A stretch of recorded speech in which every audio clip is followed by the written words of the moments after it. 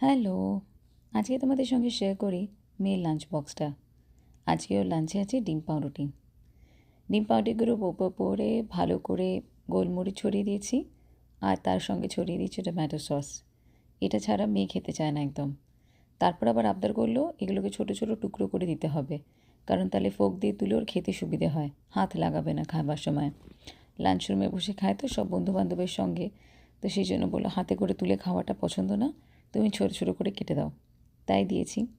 এরপর সেটাকে ভালো করে সাজিয়ে দিলাম। আর নিয়েছিলাম দুটো কমলা লেবু। বাড়িতে পেঁয়াজ ছিল, পাইনাপেল ছিল, কিন্তু স্কুলেও প্রেফার করে কমলা লেবুটাই খেতে। তো এখন যেহেতু গরমকাল চলে আসছে, এই ফলটা আর বেশি দিন পাওয়া যাবে না, তাই যতদিন পাওয়া যায় সেটা ইউটিলাইজ করছি। দুটো কমলা লেবু ভালো করে ছাড়িয়ে ওর টিফিন বক্সে দিয়ে দেবো। সঙ্গে দিয়েছি 10টা ভেজানো আমন্ডস, আর 3টে খেজুর, আর দিয়েছি দুটো মাল্টিভিটামিন গামিজ। এরকম বিভিন্ন লাঞ্চ বক্স আইটেম আমি তোমাদের সঙ্গে শেয়ার করতে থাকবো। তোমরাও আমাকে লিখে জানিও তোমরা তোমাদের ছেলে মেয়েদের লাঞ্চ বক্সে কী কী দিয়ে থাকো।